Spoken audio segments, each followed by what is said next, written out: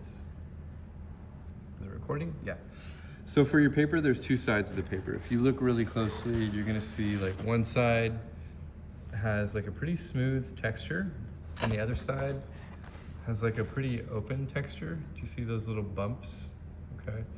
So you wanna avoid drawing on the side that looks like that. You wanna make sure that you're picking the side that has like the smoother texture, because if you don't, it's gonna grab the charcoal very differently. So make sure the first thing that you do is just pick up the paper and feel it. You wanna feel the smoother side, okay? All right. The second thing I do is I like to print out my pictures. But if you're not gonna print out your pictures, you need to make sure that you have something at least as big as an iPad. You can use an iPad, but make sure that you are not using any phones. When you're working in class, you're gonna be kind of set up like this. Will it go to 0.5? Where you have a tabouret and an easel. Everyone can have one tabouret and one easel. So just know that you can allocate some space, okay? The other thing I tell everyone is before you get started, everyone's gonna get newsprint. So newsprint has to go on the tabouret, okay? I don't want anyone drawing on tabourets because they'll get charcoal. Charcoal will get everywhere, okay? So really quick, I'm gonna go over my supplies. The Cretacolor Nero pencils actually say Nero on them, right? And Cretacolor on them, so this is what they should look like. And you'll see that they're numbered 1 and 2 right there. They go from 1 to 5, okay? 5 is actually the hardest, all right? And 1 is the softest, okay? So is hard darker or lighter? Lighter, it's like graphite, right? So the highest number is actually your lightest number, right? Kind of like graphite pencils. And the number 1 is your darkest value. The reason we use the Cretacolor pencils is because they are the same color hue as charcoal, right? And they're not like graphite. They're kind of like a mix. So they're not like a hard pencil, right? They're not graphite in terms of like, because graphite and charcoal aren't supposed to be used together. We'll talk about that later. They're kind of like a hybrid where they have a little bit of wax and they have a little bit of charcoal, and they're kind of like a same value. So I can use them in relationship with the charcoal and control my values a lot more because they're sharpened with a pencil sharpener, okay? So for all you ladies out there, the ones that use nail polish, or men, I always tell people to actually get colored nail polish and put it on your pencil because it will stay there, because it's really hard to read these numbers. So I actually put a different color. I didn't do these on these pencils. Put a different color nail polish on each of my pencils and let it dry, or paint like acrylic. Because sometimes it's hard to see the numbers because the pencils will roll, and it just makes it really quick and easy. It's up to you, just a trick. The other thing that we will be using is the charcoal stick. The charcoal stick we're gonna be using for charcoal dust. It is the darkest black that you can get because it is pure charcoal, okay? So we're gonna be using this very limited, only when we have like our darks. The other thing we're gonna be using is vine charcoal. All right, I'm gonna show you guys how all these look on the surface. Vine charcoal comes in a lot of different forms. Does anyone know why sometimes it is thick and sometimes it is thin? Just the size of the tree branch. This is actually the tree branch right here. You can actually see the little knot in the branch. Actually, you might not be able to. It's kind of dark. You can kind of see the knot in the original branch that was there, right? And these are just little twigs, okay? So they just take them and they put willow into the fire at a really, really high fire, and it makes vine charcoal. This is compressed. That means that they take wood and they smash it together and make sure that there's no oxygen in it and keep it really, really hard, okay? There's different types of charcoal. And then your charcoal sticks. And I know Ritmo isn't made anymore. That is what's on the list, but there is Primo. But any like super black charcoal, I had you guys get B and 3B or B and 2B, I think. So I have like B and 2B here. And then if you have the Wolf's Carbon, I will grab like a 2B or a 4B Wolf's Carbon, and I'll use it for like my detail work because it will keep a very, very sharp tip, okay? So those are your 3 categories. You have your charcoal dust, you have your vine charcoal, 4 categories. You have your Nero pencil, and then you have your charcoal pencils, okay? Does anybody have any questions about that? All right, cool. I'm gonna show you how to use them all and how to layer them all. The first thing that I had students do in my previous class, which I'm gonna show you guys how to do, is I'm gonna show you how to make your own blender tool. So I use the paper towels for IBC because they're really crappy, which is what you want. You want really stiff, like hard paper towels. I take 2 of them together like this, right? And I fold them in half like a hot dog. So we go long ways, right? And then I'm gonna fold them in half again like a hot dog. Okay, and then I wanna kinda like fold it like a triangle. If you ever played the game of football with your friends or enemies, it's that little triangle that you make. Okay, and I'm gonna fold it, and what I wanna do is I wanna keep it really, really tight. And I'm gonna continue to like fold this so it's super, super tight and push it into itself so that there's no give.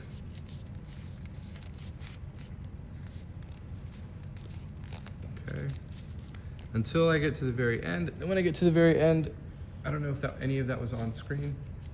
If ever I drift off a screen, just let me know. And I'm gonna take this and fold it over and like tape it to itself. So it looks something like that. All I'm looking for are 2 completely clear edges, okay? I take these edges and I actually sand them with my like heavy grit sandpaper.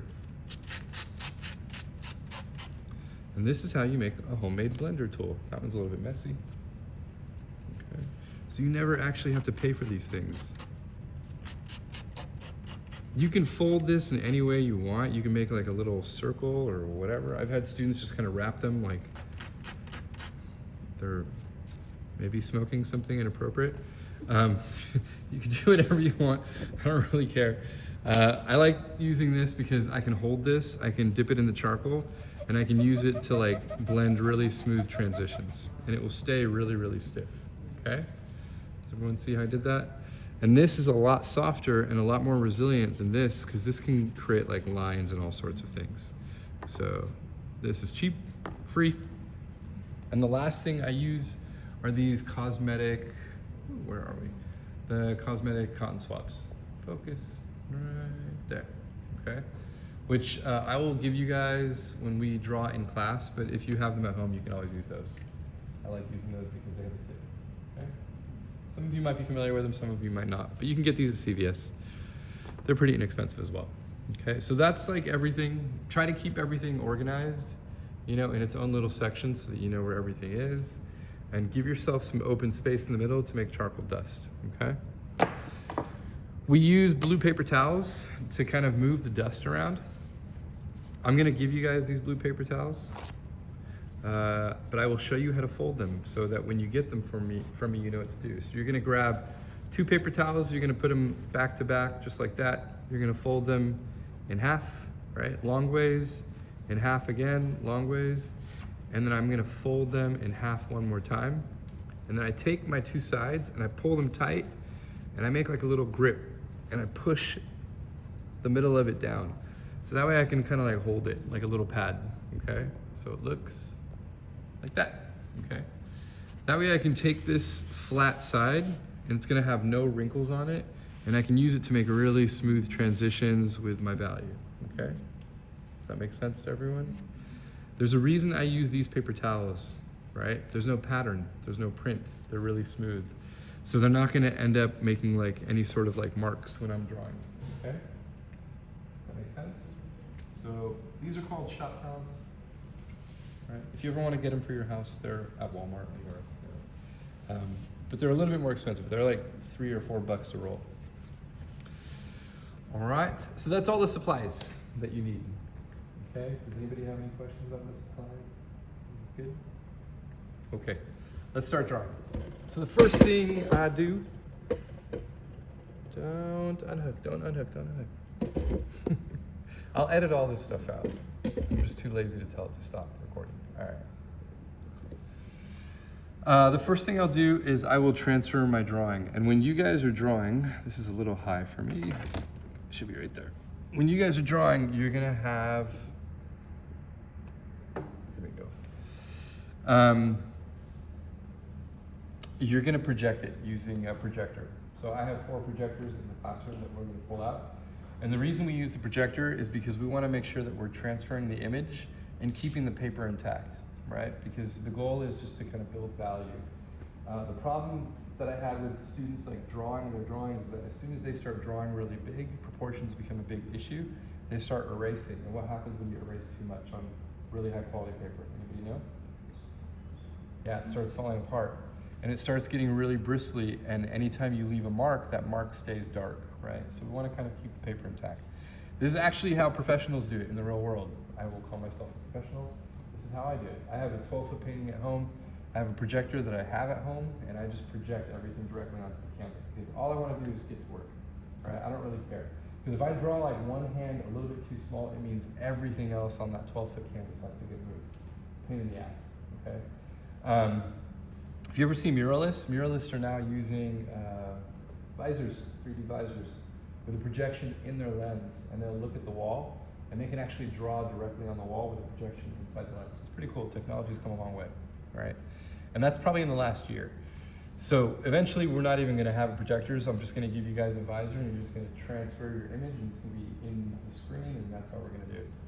But that might be like a year or 2 away from IBC. So we do things late. It's really just cost. Well, really, it's not cost because IBC's rich. If you didn't know, Saddleback and IBC are very rich. I think Saddleback and IBC have one of the biggest community college endowments in all of the United States. Yeah, because of taxes. Yeah, because community colleges get endowed from the taxes of the area that they're in. In Irvine and South Orange County, very high taxes. And it all comes from houses. That's why our houses are way too expensive. So I would like to thank you all because that's why I get paid a little bit more. Thanks.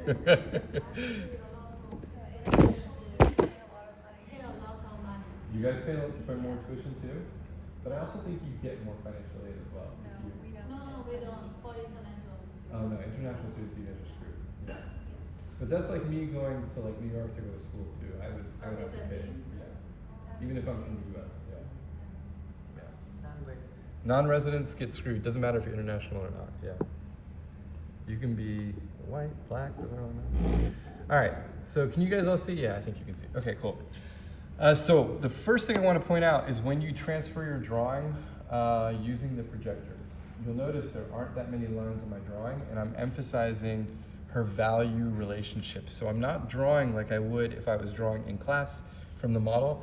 I'm drawing thinking about like the structure of the values and how I'm going to break the values apart, because ultimately when I'm doing a drawing like this, I'm breaking values into 3 separate values, like whites, midtones, and darks, okay?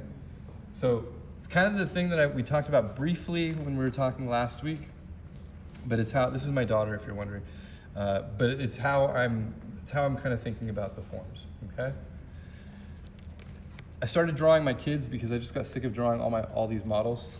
I was like, might as well just keep drawings of my kids. So now I have like literally probably over 150 drawings of my daughters that like document them from baby until adulthood.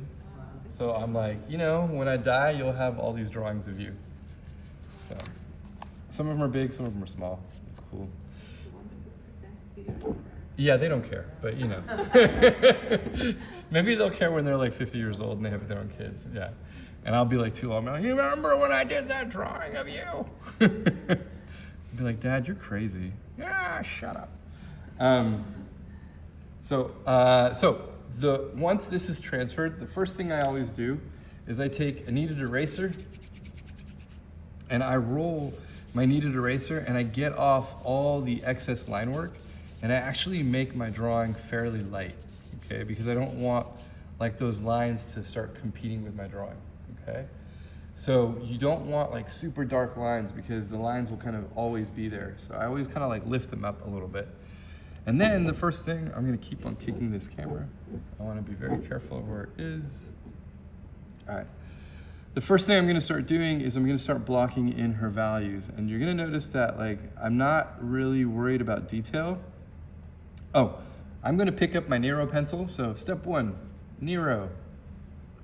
You guys can't see my notes. Step one, oh, I guess I'll have to put it right here. Step one, Nero. And I wanna use the hardest pencil. So I'm gonna use a number 4 or a number 5, okay?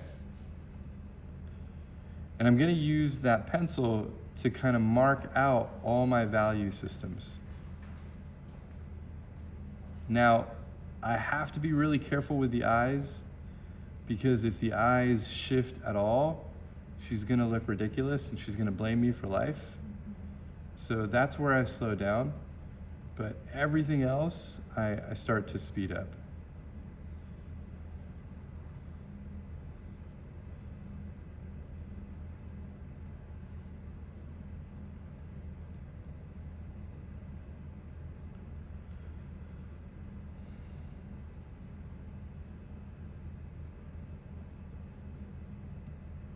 So all I want to do is just map out my shapes. And you'll notice like when I'm mapping out my shapes, I'm focusing only on shadow shapes. And my pencil like constantly moves only in one direction.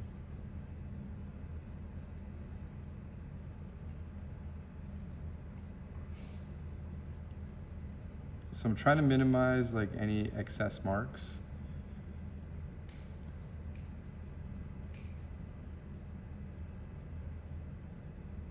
And if I have like shapes that go outside of her head, like the edge of her brow or anything, I do want to have a line around there because I don't want it to get lost.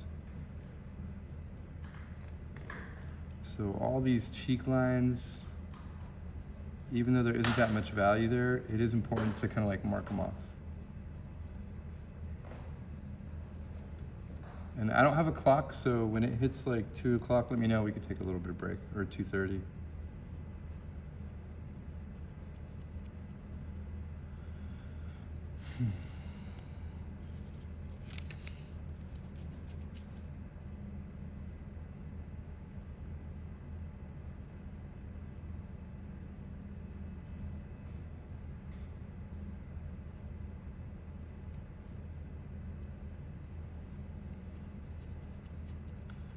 So for things like hair, I just want to keep all my lines in the same direction. I don't need to be like too articulate with hair. I'm just trying to fill in her pattern.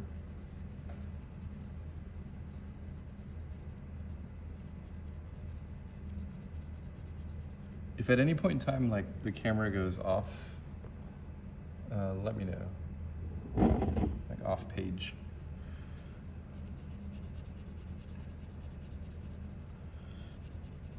And you're gonna see me draw like fairly quickly because this is just an early lay-in step. The specificity of what I'm trying to do, like the marks that I'm trying to make, right? I'm always keeping this paper underneath my hands, but the marks I'm trying to make are just there to be like specific and to put in the shapes. So I wanna be accurate, but I wanna be fast because all these marks are gonna get destroyed when I start adding charcoal.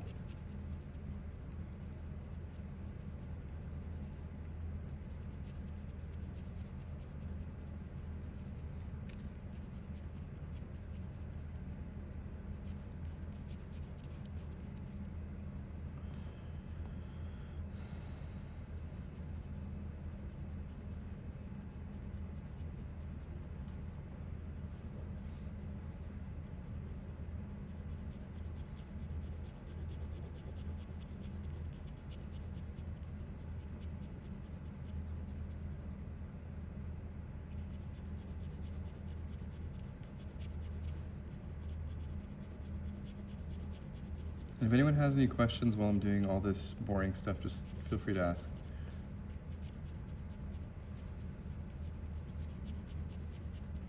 So I'm just trying to follow the pattern in her hair and trying to, you guys can't see that because there's a big red dot right there.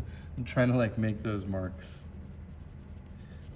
while just kind of like forcing myself to see the shapes. And hair has a really soft edge, so I try not to like end the hair really abruptly, like with a hard line. I'm trying to keep all those edges pretty soft.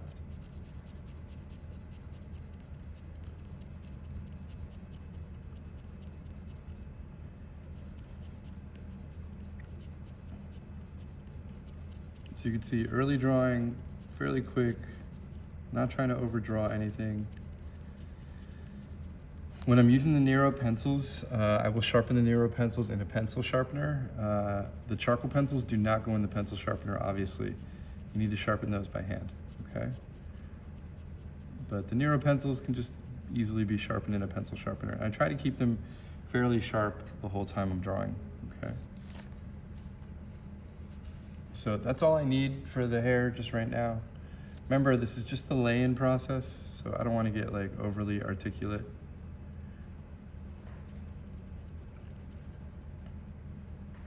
This paper is very thick, so it requires you to like layer and do it in steps. So you just have to be patient with the steps, and then ultimately like things will start coming together pretty quick.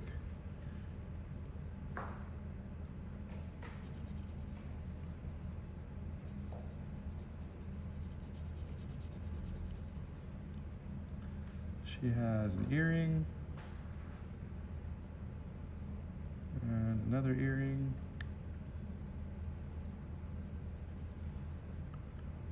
And like hair down here.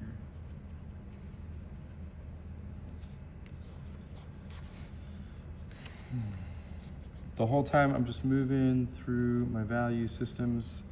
I'm just thinking, what is dark and what is light? That's all I want to think about.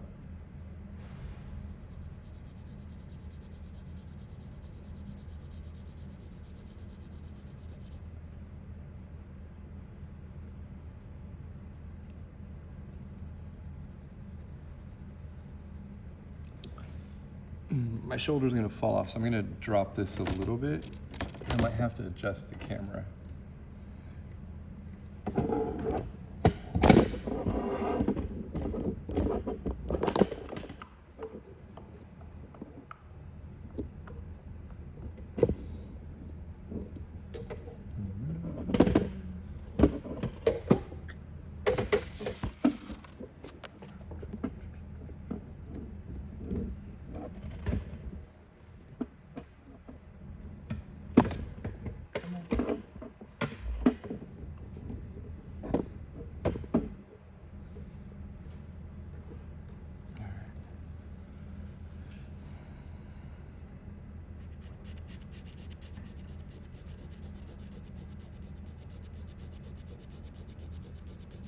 So I know this is gonna look pretty aggressive because I'm gonna move pretty quick, but I think the key is to keep your pencils kind of going in the same direction so that the marks don't invade your drawing. And I'm gonna separate out things like the mouth and the nose and the cheek so I can still see the differences between them.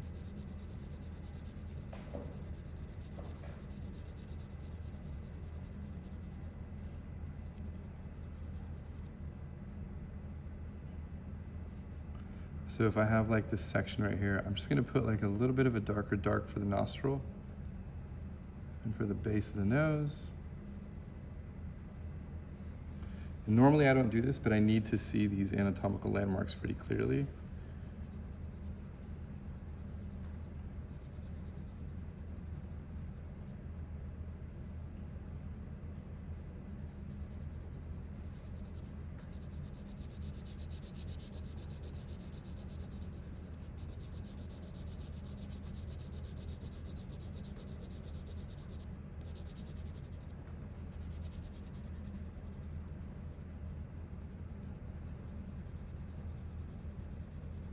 I'm going to show you guys how to make charcoal dust. So the very first thing you want to do is make sure that you have a really, really sharp X-Acto blade.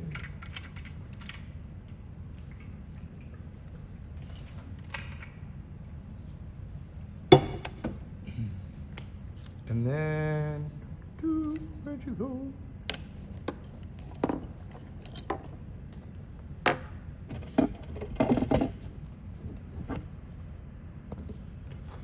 And then we're gonna grab one of these black pieces of charcoal, okay?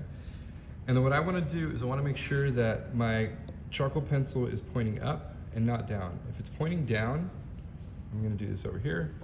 I'm gonna do this over here, okay. Can you see it over here? You're gonna scratch off pieces that are gonna make like little lines in your drawing, okay? I wanna get rid of this charcoal. You don't wanna do that. So if I lift the charcoal, the X-Acto up and I drag, the dust becomes much finer, okay? So you always wanna lift your, have your blade facing up and then drag down, okay? And then I like to have about the size of like a I don't know, this, you know, amount. It's like a big quarter.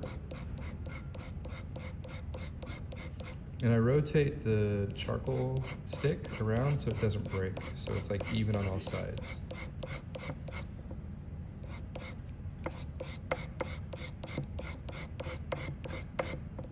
Okay. The other way to do this is with the the drywall tool that I gave you guys. This will actually sand down the charcoal really, really fine and will make dust as well, okay? So you can do it both ways. I like to do it with the X-Acto, but there are two ways to do it. Okay. Because you'll notice that this isn't like this is like a wire mesh that just everything goes through. It's not sandpaper, okay? All right, then we want to prep our pad. And this is where it gets a little tricky. I want to make sure I don't make a mistake. So I'm going to put this back away. Put this over here. So we want to take our little charcoal pad, all right? And I'm going to dip it in the charcoal and I'm going to like roll it around like that so that it covers the whole bottom of the pad. And I don't want to put this immediately on my drawing or else you're going to have a whole bunch of charcoal in the drawing. You're gonna notice all these marks on my newsprint pad. They're because I was taking the charcoal and I wanna like even it out on my paper, okay? So I'm gonna keep on doing this until like it makes even consistent marks that I can control. And then usually I have scrap paper, right? And I will use the paper to kind of test my marks. You can kind of see how dark it is. It should not be that dark, right? Unless I'm doing like black hair or something. So I will continue to make marks like that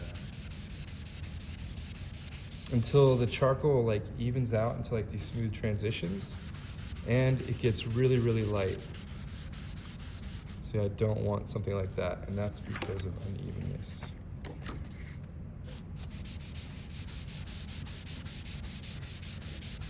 So you can see the difference in value between here and here.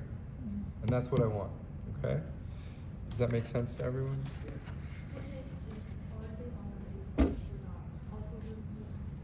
That's why I say don't put it on your drawing.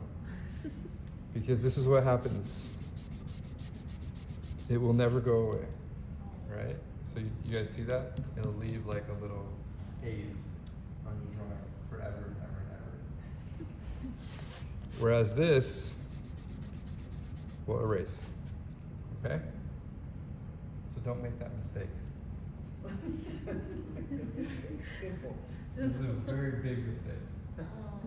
This is why it takes so long kind of doing this. Like, do not put it on the paper until you've taken off 90% of your charcoal, okay? So the first thing I do is I usually wipe it like someplace inconspicuous, and I just practice getting the value down so it's even, okay?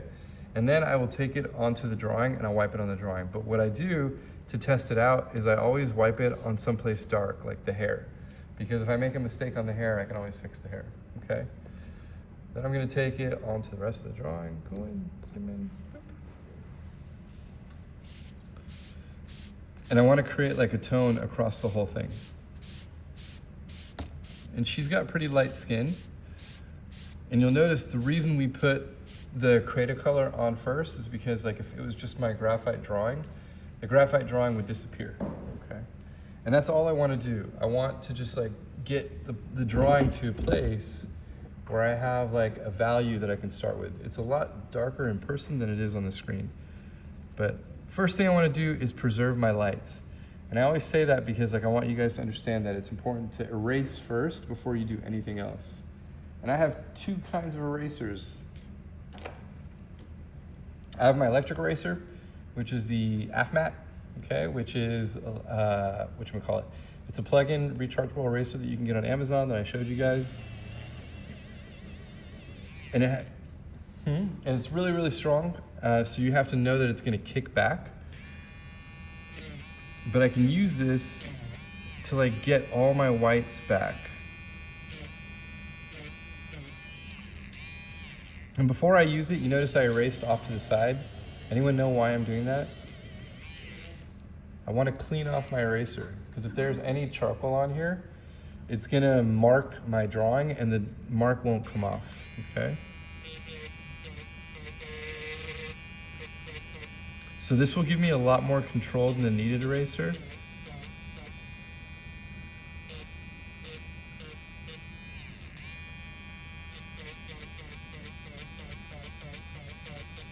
And I will have my three values. I'll have my midtones, my darks, and my lights.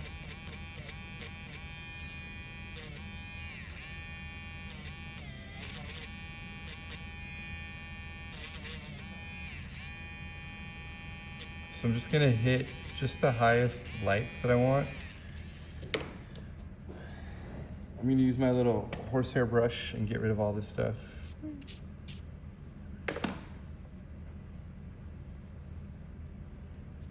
I'm gonna go back into her shadows, right? So it's gonna be a little bit lighter in there. And then I'm gonna soften up this highlight right here. Okay, so really quickly, like I can kind of like establish a range of values, which I think is super important. And that's the whole reason we use the charcoal dust, is to kind of speed up the process and get us to a place where we're at that direction of value quicker than I would be if I was just to like work up the drawing, okay? So it's additive and subtractive, okay?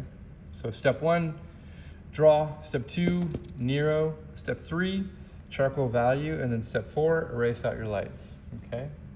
Does that make sense to everyone? When I say charcoal value, I mean the charcoal dust, all right? Step 5, get scared. Because now we're gonna use real charcoal, okay?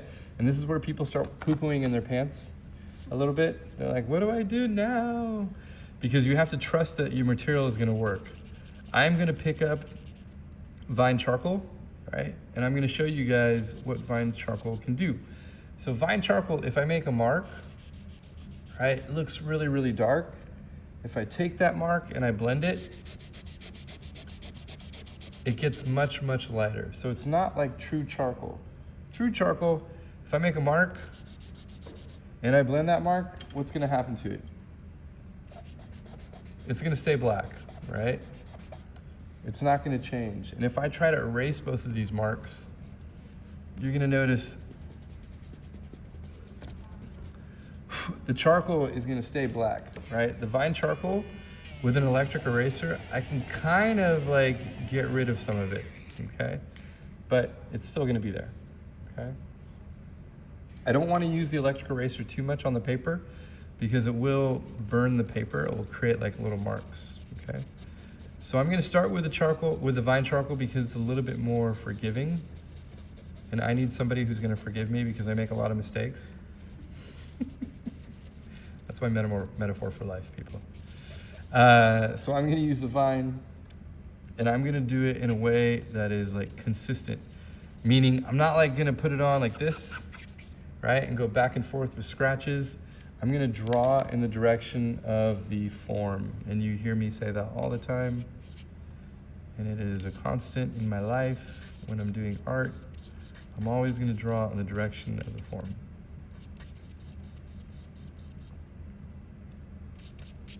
And I'm starting with her hair because her hair is gonna allow me just to get used to the material. I can make mistakes with it.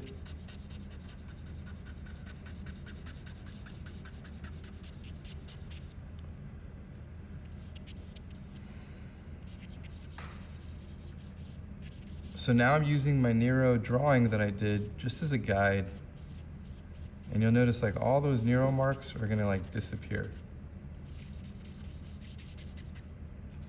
Okay, and then I can come back in. I'm gonna use the stump, actually I'll use the one that I made. And I'm gonna use my stump tool and I'm gonna blend it out, right? To create those soft edges. Because hair doesn't really have a hard edge on the face. It has like a soft edge when it hits the head.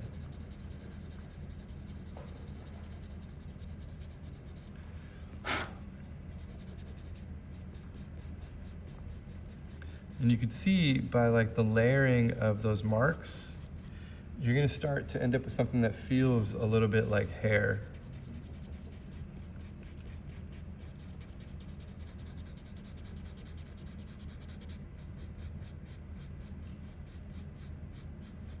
And you can kind of brush it into her scalp.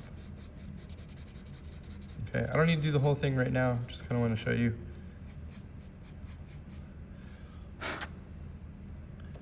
I'm gonna come in on the outside and any like little mistakes that I have or any highlights that I want,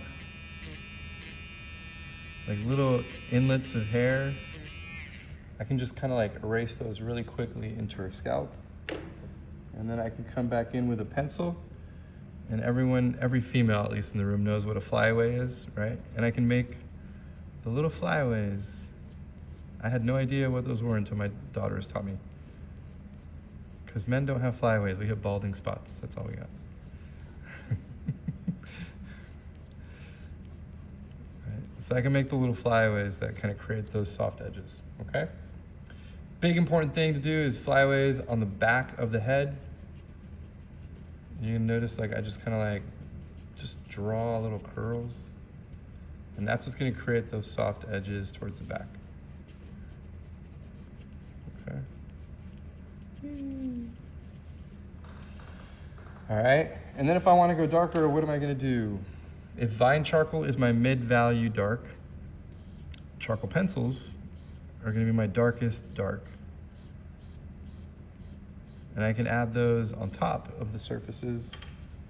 And then I'm still going to blend those back in, but I'm going to do a little trick. I'm going to use a very hard charcoal pencil, and I'm going to blend them in on top of the darker charcoal pencil.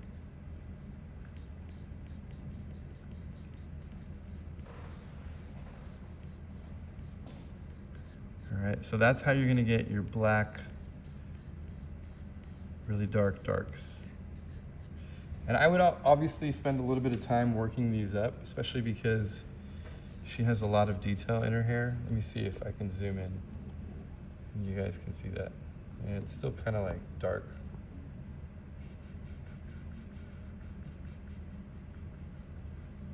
Yeah, anyway, you can come see it on the original, okay? You guys are sitting right behind me. All right, so that's how I would kind of like do her whole side of her hair and her head as I'm drawing it. All right, so now I have that value structure down. Now I gotta figure out how to make this whole side of the face dark. And that can be a little bit scary.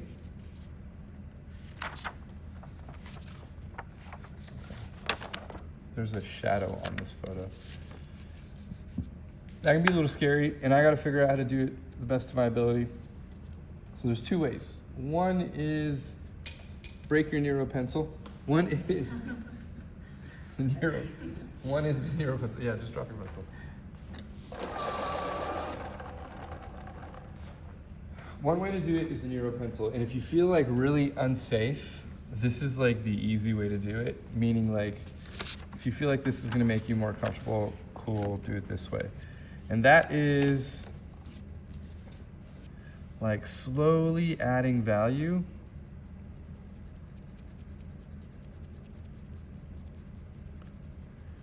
with your Nero, right? So I would just slowly build. I'm gonna do this whole eye section so you guys can see.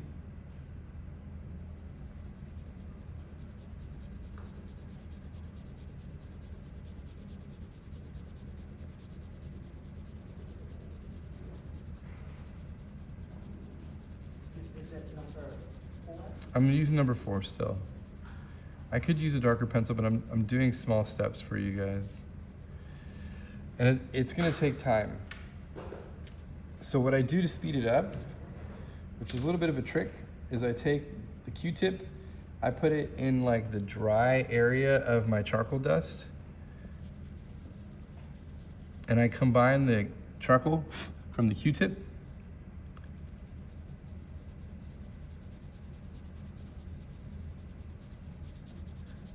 with the value of the Nero pencil. The problem is it can be like inconsistent. It's hard to control.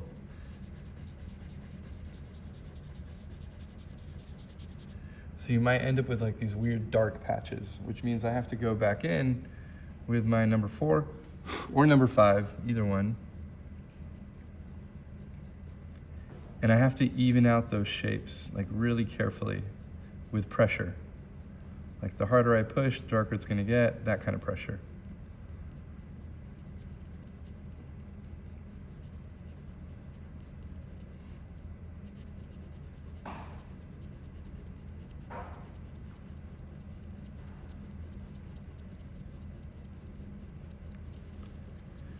So that way I can kind of build it up to a value that feels like it's representative of what's happening in my reference.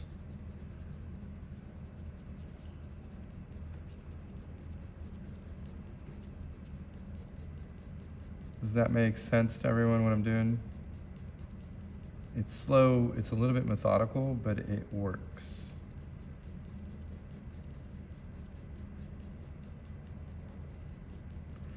So then you're probably asking, well, Joe, what's the other way? The other way is to take vine charcoal and use it directly on your drawing, which scares the bejesus out of a lot of people. The last thing that I will do is grab a clean piece of the blue rag, and I'm gonna use that to kind of like smooth out those values, okay? All right, so I'm gonna do this on the whole nose just so you guys can see what the actual shape would look like. And her eye socket is a little bit darker than her nose, so I'm not gonna add any charcoal on the nose.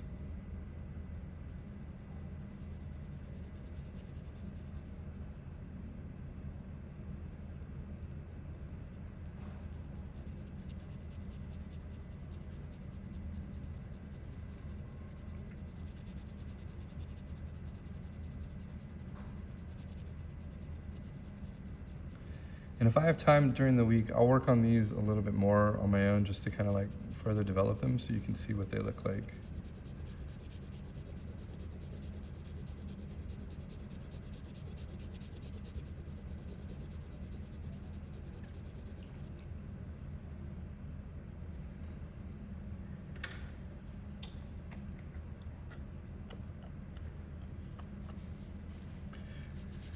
So once again, I'm not using the hard tool. I'm using like just the paper towel, like the really soft side of it.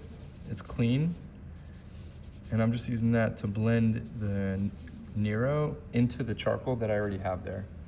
And you can see how I'm starting to like mimic this value transition that's happening in her nose. Okay.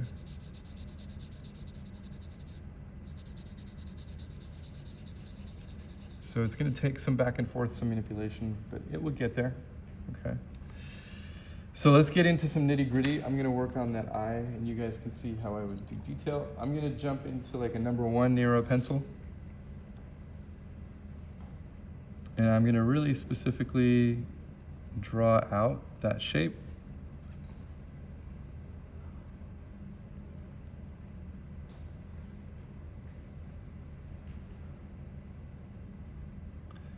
And now I'm gonna come in and I'm gonna push that value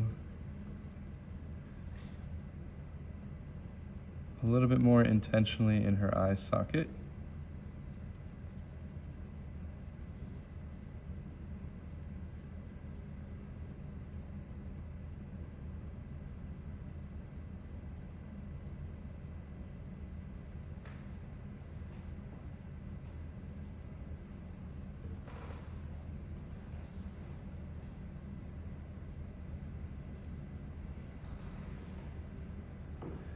And a lot happens when you start like bringing the eyes out, and so that's gonna be like my area of focus.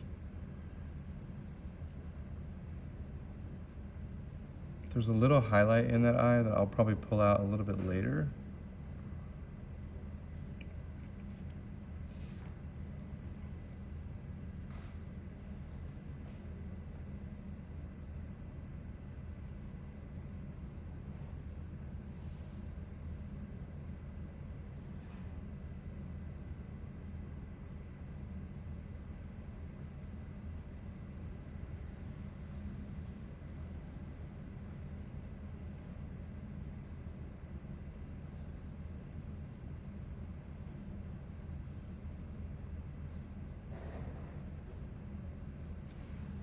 Okay, so that's kind of where I would start.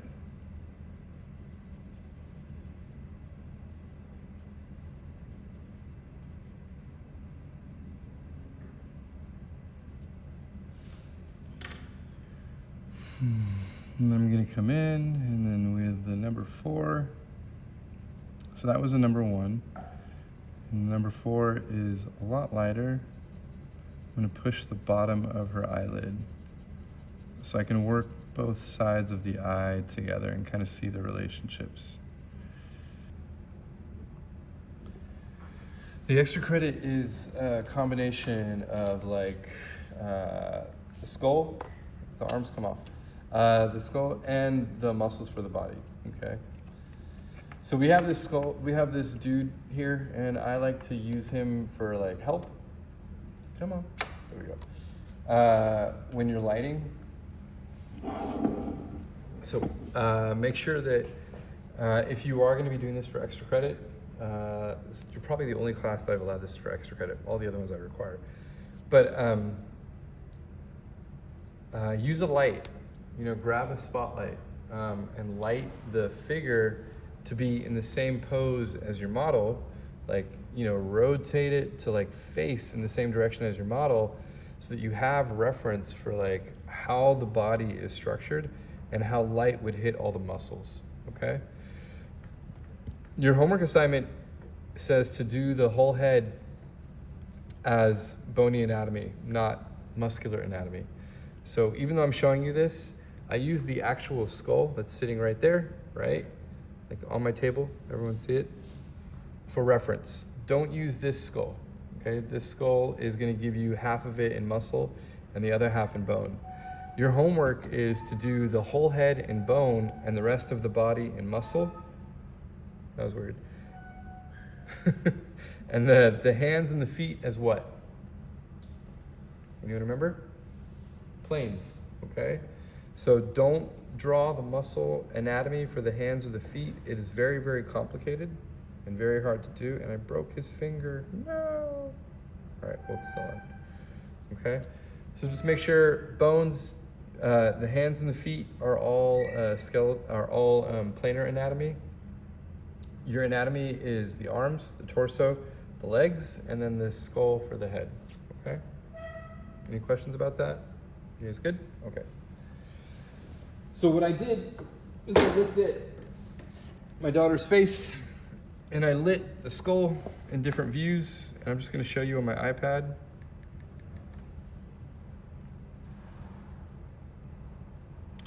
And I'm using this as like a starting point, right? This skull is a male skull. She is not a man, right? So I need to adjust the proportions for this. So what does this provide me?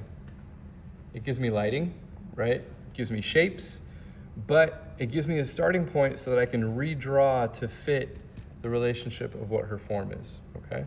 So this is kind of what I keep in the back of my mind when I'm drawing. I'm just gonna leave it right here because my phone is recording, okay? And my phone has the other photograph. So when I'm starting to draw, you're gonna put the Duralar on top. And if you wanna pass around the Duralar, you guys can all pass it around and feel it, everyone's feel it. It is the same on both sides, so there is not one right side or one wrong side.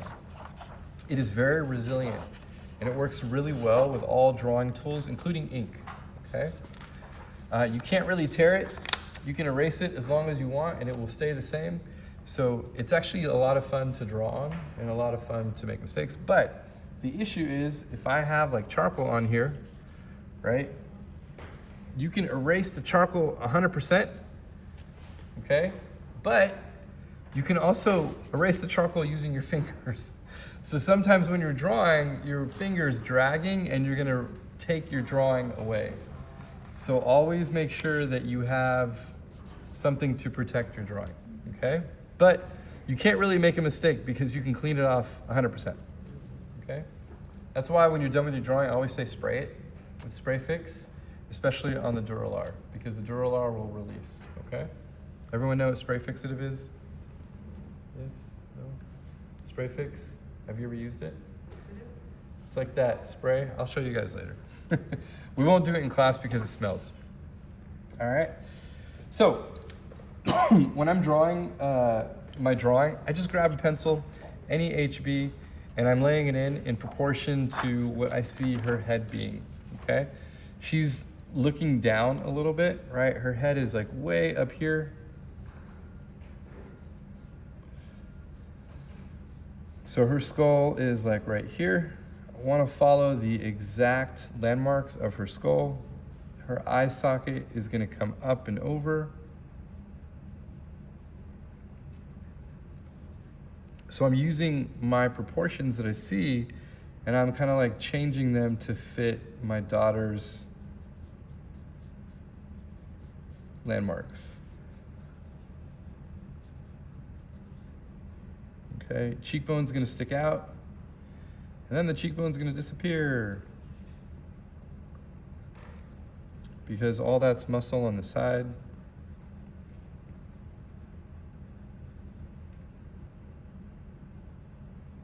Can you guys see what I'm doing up there? Yeah, okay. Nose is gonna come out. For the teeth, you don't have to draw individual teeth. I said this to the other class too. You look at the demos, all the teeth are just like a grill, if you want to imagine, like, if you've ever heard that term before.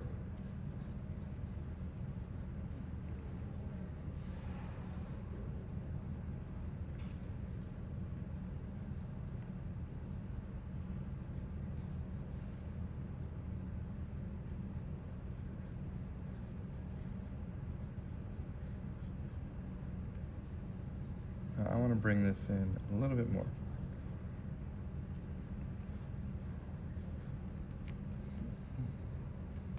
And if I make a mistake, once again, really easy, it's just going to come right off.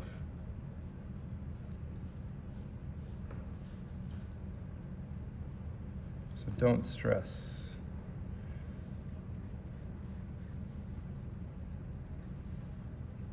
The only issue is if you have too much Nero pencil on your drawing, the wax from the pencil won't let other materials sit on top. And it becomes very picky on the Duralar because the Duralar is plastic. So just make sure you understand this.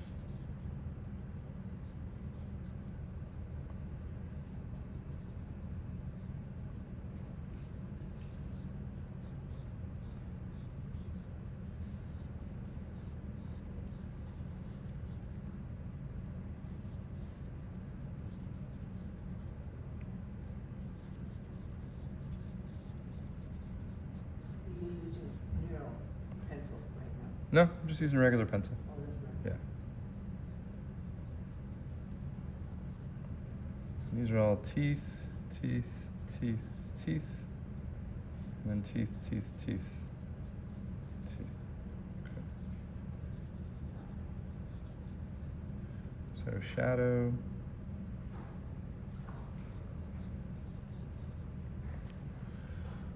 Okay, so that would be kind of like the starting point for my skull. All right. Do you guys want me to take a picture of this, or do you care? Everyone good? You have it on the video. You can. All right. So with the skull, right, you just want to focus on how do I break down all the value relationships. I'm going to turn this a little bit. That I'm seeing on the skull. That's her head, right? And you can see how the skull is going to sit on top of her head. right? Just like an écorché, it needs to kind of fit her proportions, right? I could work on the teeth and everything later. I just want to make sure that this is following the back of her head, this is following her brow line, everything is accurate. And then some of the students last class were asking, well, if I have the skull, how do I connect this to the anatomy? What are the two muscles that connect the skull to the body? The one is the neck muscle, right? That sternocleidomastoid that I heard somebody mentioning. And it's gonna come right on top of the neck. The other one's gonna be like right here. And what's the one in the back? Right, we all know that that's gonna be the trapezius. So those are gonna be the muscles that are gonna go through and they're gonna connect. And if you have a shirt, you're gonna have to draw right through that shirt and kind of find where that trapezius is. Okay, and where are these gonna connect to? The collarbone, right? So you wanna make sure that you have that collarbone there so you can see that connection, okay? Does that make sense to everyone? All right, cool. So this gets a little tricky because let's say like I have an eye socket and I want it to be really dark and I'm gonna throw in like dark charcoal, right? And I blend that dark charcoal. You're gonna notice it gets really, really light, really, really quick.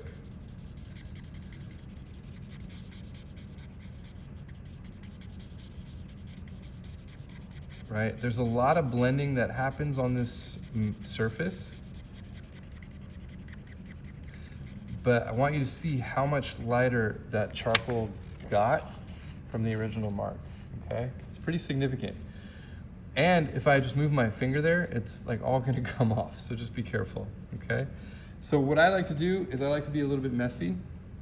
I like to take vine charcoal, and I'm gonna treat it as like charcoal dust. And I'm gonna come over and I'm just gonna put everything in shadow. That is in shadow in my photo. So there's like a light here.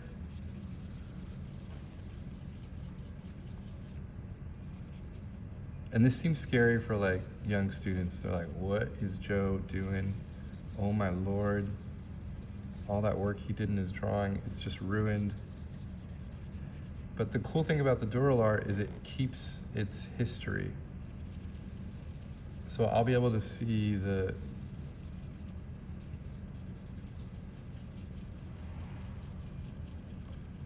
graphite marks underneath, hopefully. Hopefully. Sometimes things don't go as they're supposed to.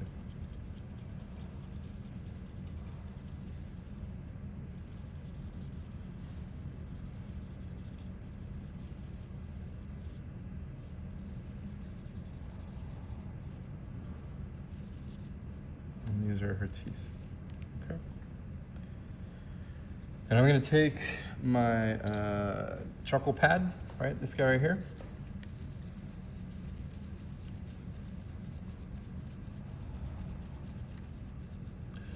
And you'll see like really quickly, I just put like a value on top of everything. It's very, very quick. Now what do I want to do at this stage? Same thing I do with the drawing, right?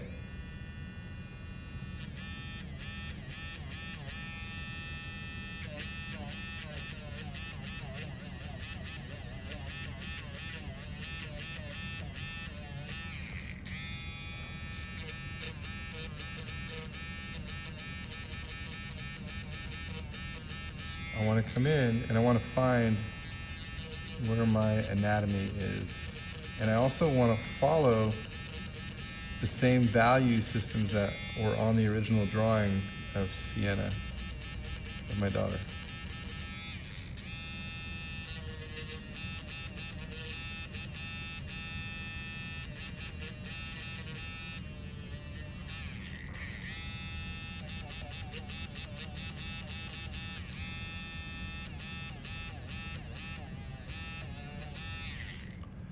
Okay, so you can see like I'm starting to build out those values fairly quick.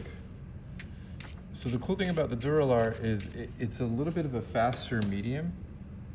It's easier to start the drawing, harder to end the drawing, harder to get details in, okay? So even though I have like all these really quick gestures and everything in, that's all great, but now I have to like start refining it, okay?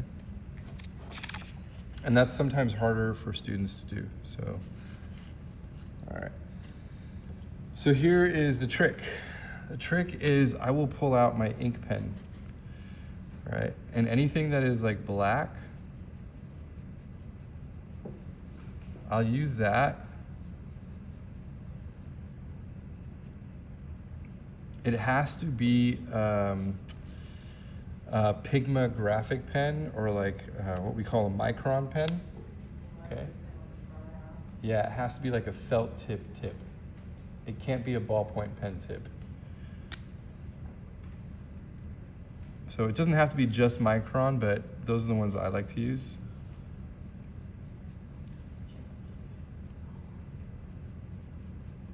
And it's gonna look like it's sticking out like a sore thumb, which is totally fine. I'm gonna show you guys how to like combine it.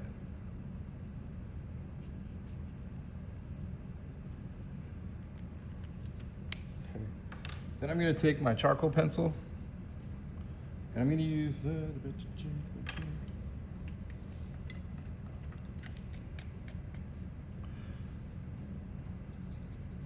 I'm gonna draw right on top of the ink. And it will like blend it out.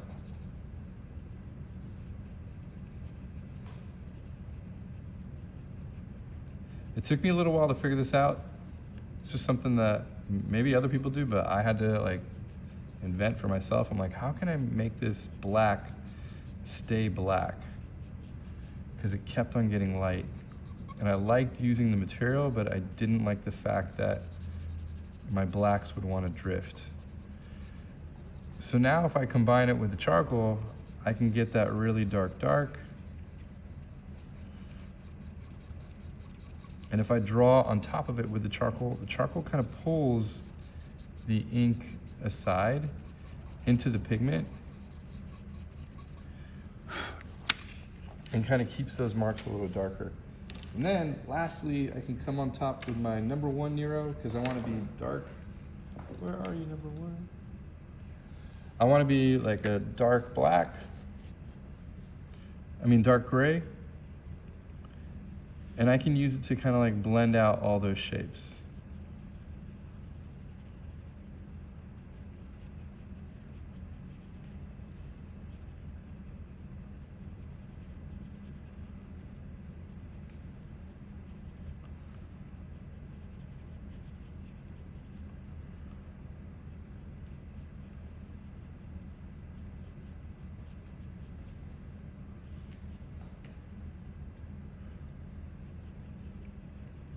We're gonna use the Nero pencil to create the brow. The bro. What up, bro?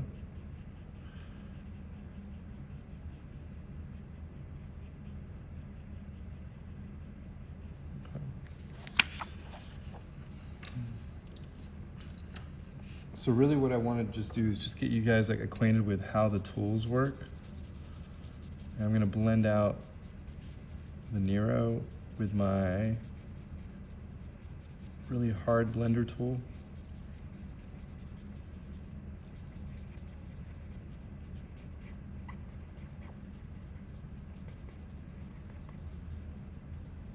Okay. And you can see how I can start building like a really wide range of value on the surface, okay? So I will just do a little bit more and then I'll answer any questions you guys have and then you guys are free to go.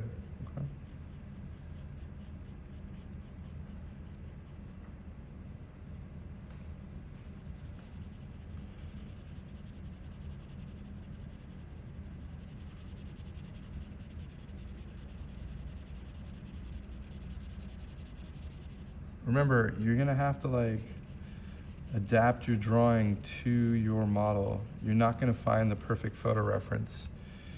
You're gonna have to make some stuff up, and that's gonna be, I think, the most challenging thing, which is, I also think that's how you're gonna learn.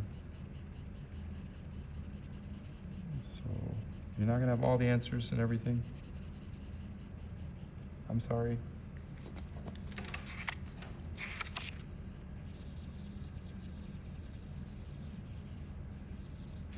You come in, and I'm just gonna like build that value up. So I'm gonna move this over so you can kind of see. right? How I can start kind of building those value relationships a little bit more. And then if I want it to get darker, I can always come back in, use my vine charcoal. The vine charcoal is gonna wanna like wipe off again. So don't spend too much time applying the vine charcoal. It's really just a pigment tool. And it's non-archival. So if I'm gonna use vine charcoal, I have to like seal it. And I will do that with my pencil.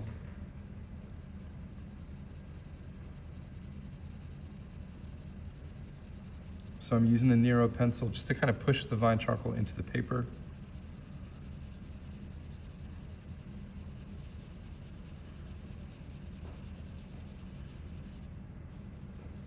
You can see if I don't seal it, like all that will just kind of like go away, okay? All right, and then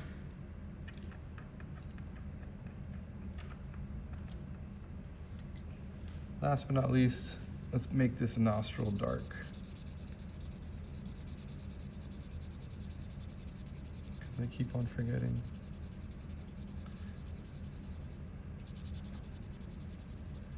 So now I have the black of the nostril, I have the dark of the nostril. And then I'm gonna come in, and if it starts fading out like that, I have to go in and like grab a number 1 Nero pencil and really just kind of push down hard.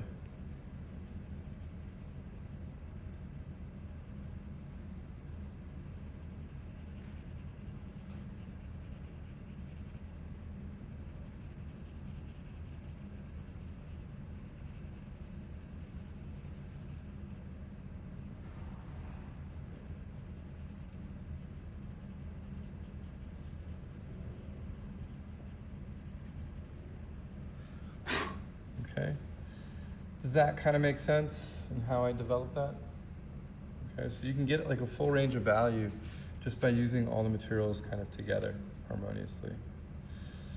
All right, it takes time to build up, but you can kind of see some more like finished ones up there. I just want to show you guys the steps.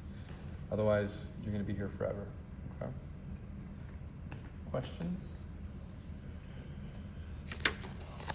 All right, for those of you that came in a little later, I kind of like built up the value of her face using the number 4 Nero on top of the number 1 Nero with a little bit of vine charcoal in between that I applied with the paper towels, okay? So just really slowly building her up. She always takes me so long to draw because her face just has these really soft curves, which makes it a very big pain in the ass. But in order to get soft transitions, you have to use soft values, okay? You can't really get around it, all right? It's easier to draw men than women sometimes because of that, because you have like hard angles, okay? Any questions about this or this? You guys good?